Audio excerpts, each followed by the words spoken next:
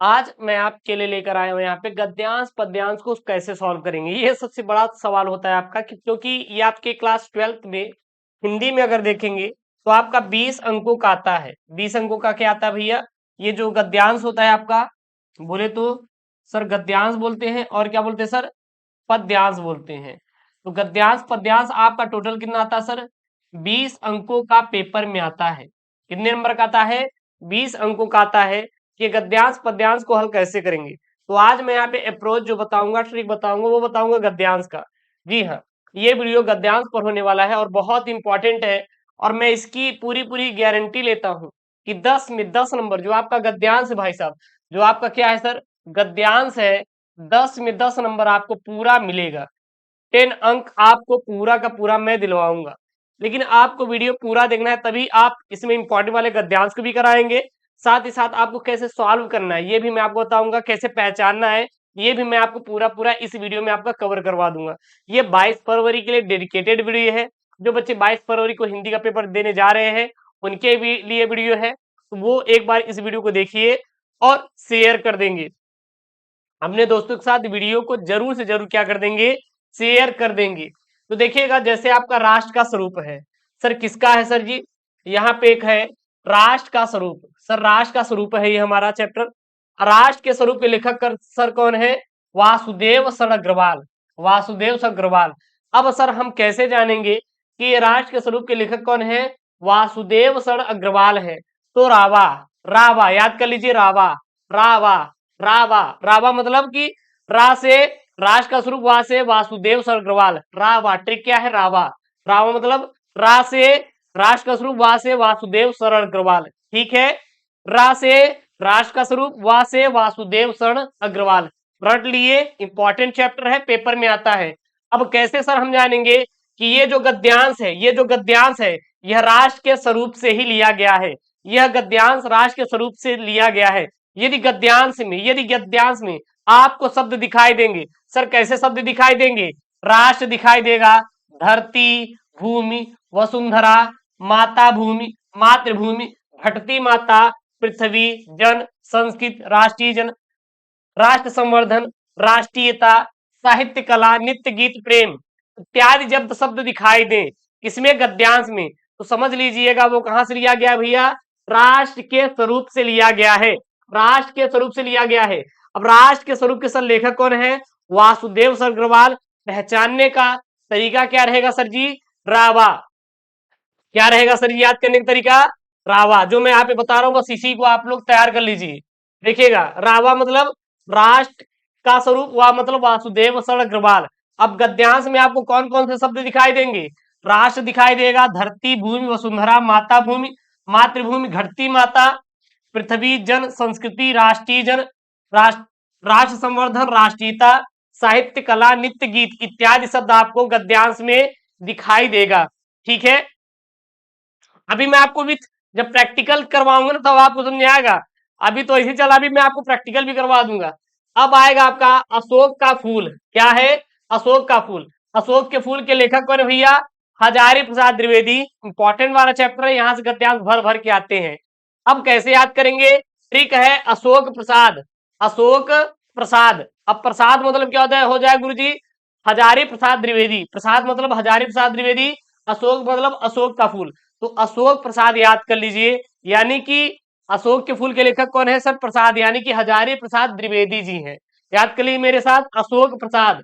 अशोक के फूल के लेखक हजारी प्रसाद द्विवेदी। याद करने का तरीका है, गद्यांश में कौन कौन सा शब्द दिखाई देगा? अभी जब मैं आपको प्रैक्टिकल करवाऊंगा ना तब आपको समझ आएगा, प्रैक्टिकल भी करवा दूंगा, चिंता मत करिएगा। अशोक शब्द दिखाई देगा गद्यांश में। गद्यांश में क्या क्या शब्द दिखाई देगा? अशोक, अशोक का फूल, कालिदास, गंधर्व, संतान कामिनिया, मनोहर पुष्प, विक्रमादित्य, मानव जात की दुर्दम निर्मम धारा और जीजीविषा, आर्यहूण, कुणाल, कुषाण, शक, रविंद्रनाथ टैगोर, दुनिया बड़ी भुलक्कड़ इत्यादि जब आप सबको शब्द दिखाई देगा किसी भी गद्यांश में, तो समझ लीजिए ये जो गद्यांश है अशोक के फूल से लिया गया है। और अशोक के फूल के लेखक कौन है? प्रसाद, यानी कि हजारी प्रसाद द्विवेदी जी हैं। जो गद्यांश में कौन कौन सा शब्द दिखाई देंगे? अशोक, अशोक का फूल, कालिदास, गंधर्व, संतान का मीनिया मनोहर पुष्प, विक्रमादित्य, मानव जात की दुर्दम निर्मम धारा और जिजीविषा, आर्य, हुण, कुषाण, शक, रविंद्रनाथ टैगोर, दुनिया बड़ी भुलक्कड़ इत्यादि जब आपको सब दिखाई देंगे तो कहां से लिया गया है? वो जो शब्द है अशोक के फूल से लिया गया है। और अशोक के फूल के लेखक कौन है? वो है डॉक्टर हजारी प्रसाद द्विवेदी जी हैं। ठीक है, याद कर लीजिए। स्क्रीनशॉट करना है तो एक बार स्क्रीनशॉट कर लीजिए, इसका भी स्क्रीनशॉट कर लीजिए एक बार। आप लोग कर लिए? इसका स्क्रीनशॉट करने के बाद आप इसका भी स्क्रीनशॉट कर लीजिए, ये भी कर लीजिए आप लोग, इंपॉर्टेंट है। ठीक है ना, कोई दिक्कत नहीं, कोई दिक्कत नहीं। कर लिए? उसके बाद है आपका जो भाषा और आधुनिकता। अब भाषा और आधुनिकता के लेखक कौन है? प्रोफेसर जी सुंदर रेड्डी है सर। अब सर जी हम कैसे पहचानेंगे कि भाषा और आधुनिकता के लेखक प्रोफेसर जी सुंदर रेड्डी हैं? तो सुंदर भाषा क्या है आपका? सुंदर भाषा। सुंदर भाषा ट्रिक क्या है? सुंदर भाषा, सुंदर भाषा, सुंदर भाषा। ठीक है, अब सुंदर भाषा ये तो हो गया कि भाषा और आधुनिकता के लेखक सर प्रोफेसर सुंदर रेड्डी हैं। ठीक है, अब जैसे अब सर गद्यांश में हमें कौन कौन से शब्द दिखाई देंगे ये आपको पता होना चाहिए। तो गद्यांश में आपको कौन कौन शब्द दिखाई देगा? भाषा की आवश्यक होगी, संस्कृति और भाषा की बात होंगी। मतलब कि कुल मिला के यहाँ पे बात ये समझिएगा कि जो भाषा है इसकी बात की जाएगी, मतलब भाषा के बारे में बार बार उसमें बताया जाएगा। ठीक है ना, और संस्कृति के बारे में बताया जाएगा और भाषा के बारे में बताया जाएगा, बात के बारे में बताया जाएगा, भाषा की बात क्या होती है इसके बारे में बताया जाएगा। मतलब ये शब्द नहीं, ये पूरा नहीं दिखाई देगा, बल्कि भाषा की बात की जाएगी। भाषा कैसी बोलनी चाहिए, कहाँ उपयोग की जाती है, ये सब सारी चीजें आपको वहां पे बताई जाएगी। और नए शब्द को गढ़ना ये शब्द दिखाई देगा, आविष्कार करना, नए मुहावरे, पंडितों की दिमागी कसरत। जब आज शब्द आपको दिखाई दे तो आप समझ लीजिए कि ये जो लिया गया है ये लिया गया है भाषा और आधुनिकता से, जिसके लेखक कौन है? प्रोफेसर जी सुंदर रेड्डी है सर। कौन है? प्रोफेसर जी सुंदर रेड्डी है। तो याद कर लीजिए, स्क्रीनशॉट कर लीजिए। सुंदर भाषा मतलब कि भाषा और आधुनिकता के लेखक प्रोफेसर जी सुंदर रेड्डी है। ठीक है, अब सर हमें गद्यांश में, हमें जो गद्यांश रहेगा, हमारा जो सर गद्यांश रहेगा उसमें कौन कौन सा शब्द दिखाई देगा? तो भाषा की उसमें बात होगी, यानी कि भाषा की बात अवश्य उसमें होगी, मतलब भाषा के बारे में बताया जाएगा कुछ ना कुछ, संस्कृति के बारे में बताया जाएगा और भाषा के बारे में बताया जाएगा।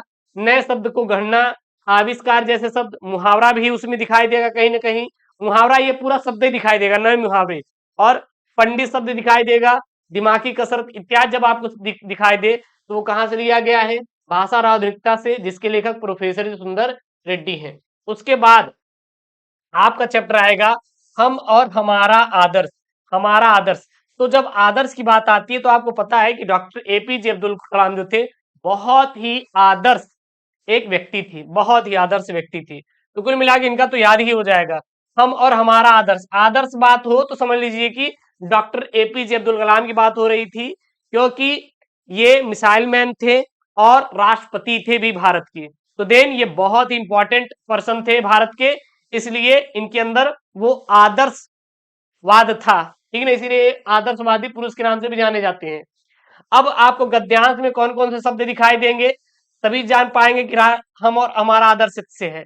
तो अध्यात्म और समृद्धि का विरोध ये दिखाई देगा, युवा शक्ति, युवाओं से मिलना, ये शब्द आपको दिखाई देंगे, महत्वाकांक्षा, विकसित भारत, जिम्मेदार नागरिक, समृद्धि और अध्यात्म, प्रगति अधूरे मन से काम नहीं करती, संसार ऊर्जा का रूप है, भौतिक पदार्थों की इच्छा रखना इत्यादि जब आपको शब्द दिखाई दे तो समझ लीजिएगा वो कहां से लिया गया है? हम और हमारा आदर्श पाठ से लिया गया है, जिसके लेखक कौन है? डॉक्टर एपीजे अब्दुल कलाम है sir, doctor APJ Abdul Kalam है। अब यहाँ पे एक मैं आपको क्या करवा देता हूँ, ये इंपॉर्टेंट वाला है, ये आपका पेपर में मोस्ट इंपॉर्टेंट वाला है, बार बार पेपर में रिपीट किया गया है, मोस्ट इंपॉर्टेंट वाला है, बार बार पेपर में रिपीट किया गया है। अब मैं आपको विथ आपको प्रूफ दिखाऊंगा, ठीक है ना। अब देखिएगा ये कहां से लिया गया है आप बताएंगे, ये कहां से लिया गया है आप बताएंगे। जन शब्द आपको दिखाई दे रहा है और भूमि शब्द दिखाई दे रहा है, राष्ट्र शब्द दिखाई दे रहा है, तदात्म शब्द दिखाई दे रहा है, और आपको यहाँ पे और आपको यहाँ पे क्या दिखाई दे रहा है? राष्ट्र निवासी आपको दिखाई दे रहा है। फिर राष्ट्र दिखाई दे रहा है। हाँ, नदी के प्रवाह शब्द दिखाई दे रहा है। जब ये सब शब्द आपको दिखाई दे तो कहां से लिया गया है? मैंने यहाँ पे बताया था ना, तो ये जो लिया गया है वो कहां से, देखिए, जहां पे राष्ट्र, भूमि, वसुंधरा, माता भूमि, हाँ, राष्ट्रीय जन, पृथ्वी जन, हाँ, साहित्य, नित्य, नित्य इत्यादि शब्द दिखाई दे तो राष्ट्र के स्वरूप से लिया गया है। और इसके लेखक कौन है? वासुदेव अग्रवाल। अब आपको प्रैक्टिकल समझ आया कि नहीं? अब आपको प्रैक्टिकल समझ में आया कि नहीं? आप कमेंट में बॉक्स में छापिए, अब आप कर लेंगे कि नहीं? एक बार आप सभी स्टूडेंट, जितने भी छात्र छात्राएं हैं, एक बार कमेंट में छाप देंगे, अब कर लेंगे ना? अब तो कोई दिक्कत नहीं होगी। इसीलिए मैं आपको पहले समझाया, उसके बाद यहाँ पे प्रैक्टिकल मैं आपको करवा रहा हूं। तो यहाँ पे जन शब्द आया, और क्या आया? भूमि आई, राष्ट्रीय जन आया, तदात्म आया। तो ये कहां से लिया गया भैया? राष्ट्र के स्वरूप से लिया गया है। राष्ट्र का स्वरूप से लिया गया है। राष्ट्र का स्वरूप से लिया गया है। अब सर राष्ट्र के स्वरूप के सर लेखक कौन है? सर लेखक कौन है? तो मैंने आपको ट्रिक बताया था, क्या बताया था सर? रावा। रावा यानी कि राष्ट्र के स्वरूप के लेखक कौन है? वासुदेव शरण अग्रवाल। वासुदेव शरण अग्रवाल, रावा। बस वही ट्रिक अप्लाई कर दीजिए, काम खत्म। तो यहाँ पे अब आप इसको लिखेंगे कैसे सर, सॉल्व कैसे करेंगे? सबसे पहले प्रश्नोत्तर संख्या, उसके बाद जो आप गद्यांश कर रहे हैं, शुरू का शब्द, लास्ट का शब्द, ताकि एग्जामिनर को पता चल पाए कि इसी गद्यांश का आप उत्तर देना चाहते हैं, क्योंकि दो आप गद्यांश पेपर में आते हैं। अब यहाँ सबसे पहला प्रश्न, जन का प्रवाह किस तरह होता है? भाई साहब बहुत सिंपल करने का तरीका, 10 नंबर फिक्स होगा। जन का प्रवाह किस तरह होता है? तो जन का प्रवाह अनंत होता है, बस यही राइट आंसर है, यही छापना है करेजा, यही राइट आंसर है, यही छापना है। दिल खोल के एक सब्सक्राइब आप लोग करिएगा, क्योंकि अगर आपको समझ आ गया होगा तो, अगर आपको समझ में आ गया होगा तो एक सब्सक्राइब आप लोग जरूर से जरूर करिएगा, अगर ये समझ में आ गया होगा तो। अब कर लेंगे ना, जन का प्रवाह किस तरह होता है? जन का प्रवाह सर अनंत होता है, इट इज राइट आंसर। एक नंबर एग्जाम में चाचा देगा भाई। उसके बाद देखिए, दिए गए गद्यांश का शीर्षक और लेखक का नाम। मैंने शीर्षक पहचानने का तरीका बताया ना, शीर्षक मतलब किस पाठ से लिया गया, पाठ का नाम।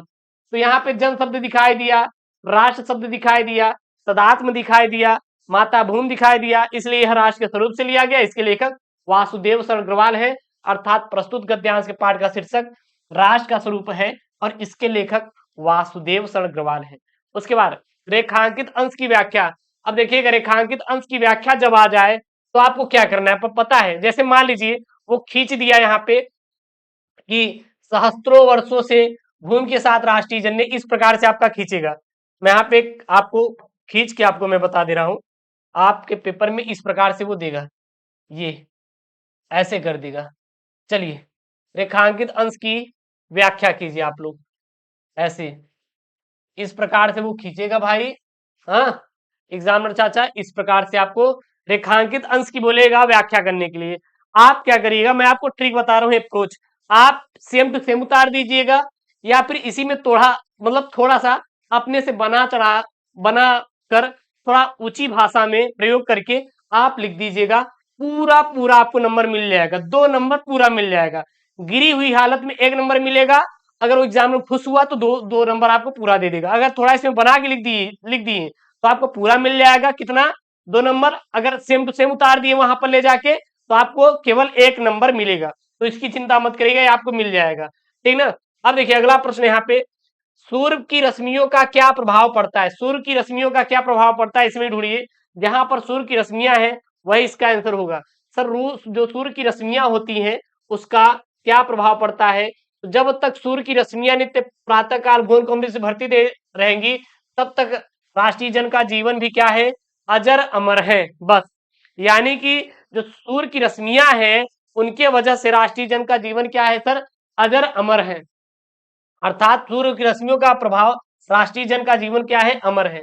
उसके बाद घाटों का निर्माण का आशय क्या है? मतलब घाटों का निर्माण का आशय क्या है? अब घाटों का निर्माण कहाँ पे है?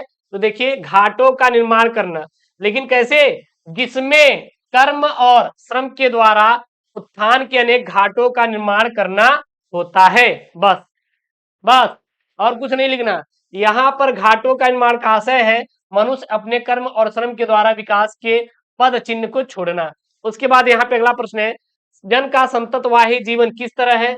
जन का संततवाही जीवन किस तरह है? तो जो जन का संततवाही जीवन है वो नदी के प्रवाह की तरह है।